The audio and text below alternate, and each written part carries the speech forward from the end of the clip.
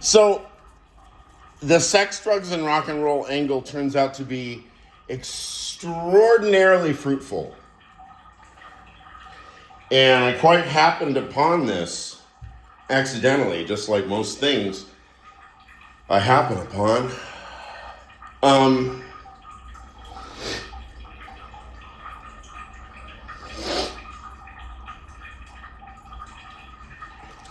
Sex, drugs, and rock and roll. So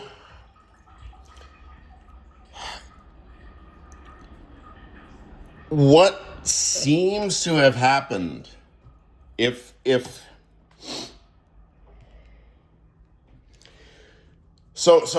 I'm construing the ethos of life, right, as axiomatically beginning with sex, drugs, and rock and roll.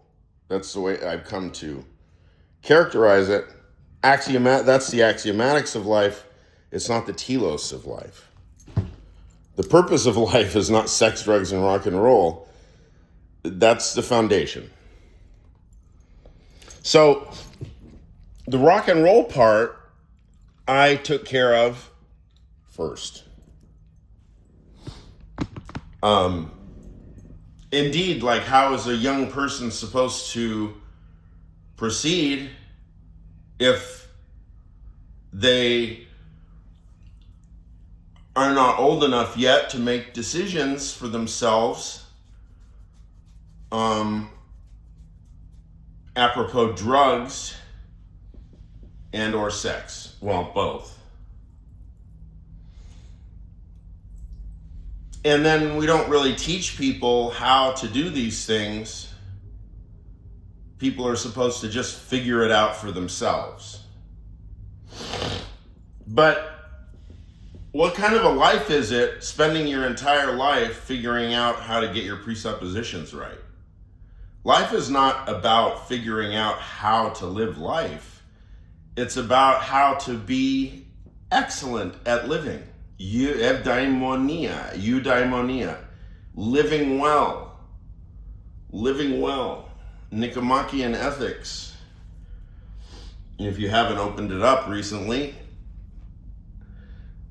flip through it for 5 minutes. 5 minutes is all it takes. Nicomachean ethics, wicked shit.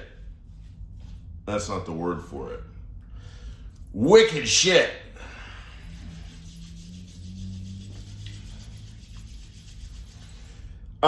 Okay, so, and another thing is that it once you start talking personally about your sex life or your drug life, heck, even your music life or your spiritual life,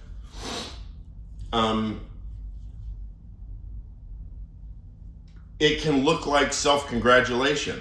Like, oh, look at me, look what I do. You know, look how exciting my life is. And that's why I believe it's important to always demonstrate, the offset.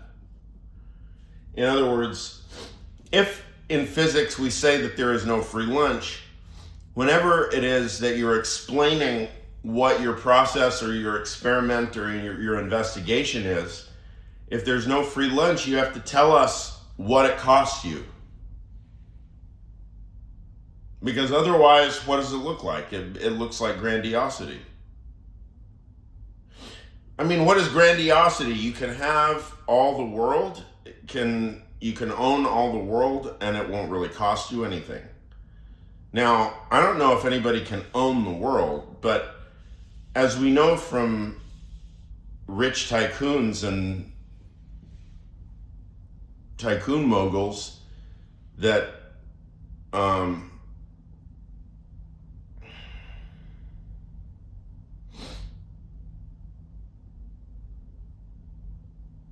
well, something about where money leads. I don't know. I lost my train of thought. Anyway, I guess I'm not stoned enough.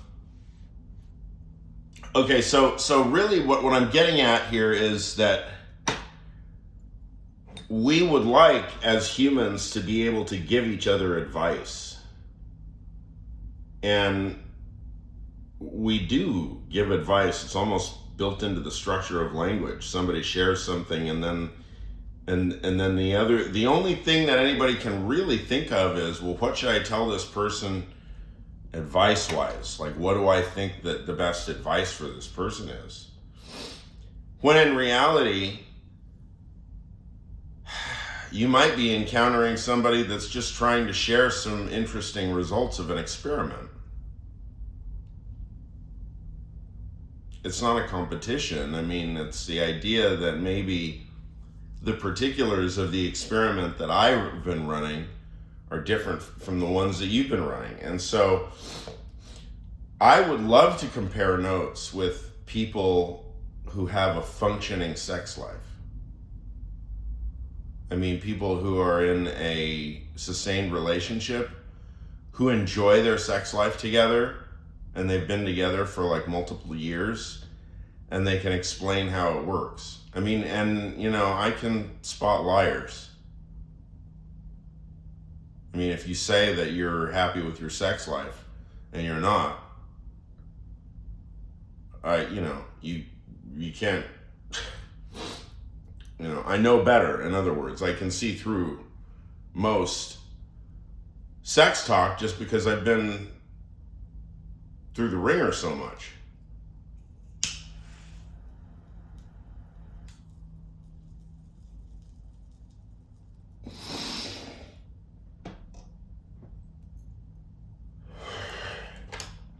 So,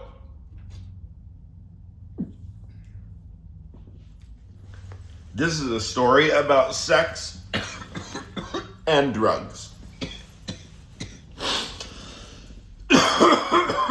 So, what was it about?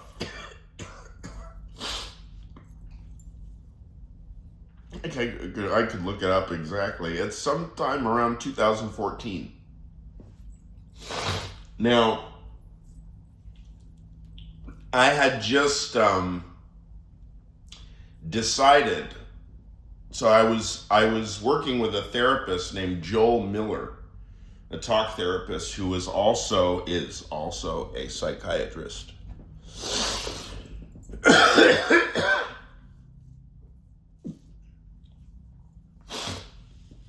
And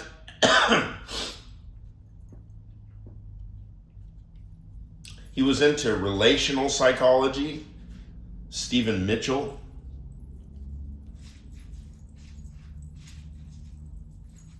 I've already gone into all that, I know. So I'll spare you the details of Joel Miller. But anyway, I haven't discussed what drugs he started me on. So let's see, what did we try? I don't think we tried Brintellix. We tried Vibrid. I took one pill of Vibrid. VIIBRID, I think. Hell of a name for a drug. Brintellix and Vibrid. Those are hardcore names. Anyway, I took one Vibrid, and 15 minutes in, I went to go meet Dale for dinner at El Portal on Colorado Boulevard in Santa Monica. Pasadena, Santa Monica. And I sat down and I told Dale, I said, Miller just gave me Vibrid, and so I've just taken a Vibrid. And so 15 minutes in, I start getting jittery. You start feeling like electricity is running in your body, like you've just taken LSD or something. And I'm like, oh, Jesus. And I just knew the feeling, it's like that feeling when a lot of LSD does this, where, and I think it's also the reason that people keep talking about rat poison and LSD, like somehow rat poison makes you feel wired. It's likely not true. if people are putting rat poison in LSD, you'd have a bunch of deaths on your hands, like fentanyl deaths. And then you track it back to the bad LSD, but nobody ever talks about bad LSD, do they? That's a 60s phenomenon. Likely ain't no such thing as bad LSD.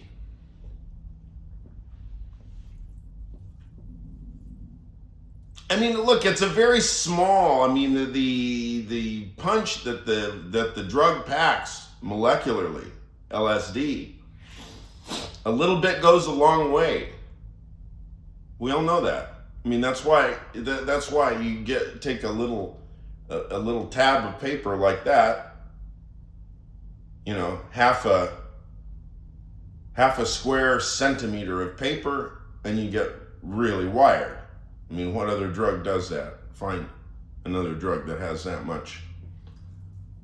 I don't know what the word is. Ratio of potency. I don't know. It's a weight.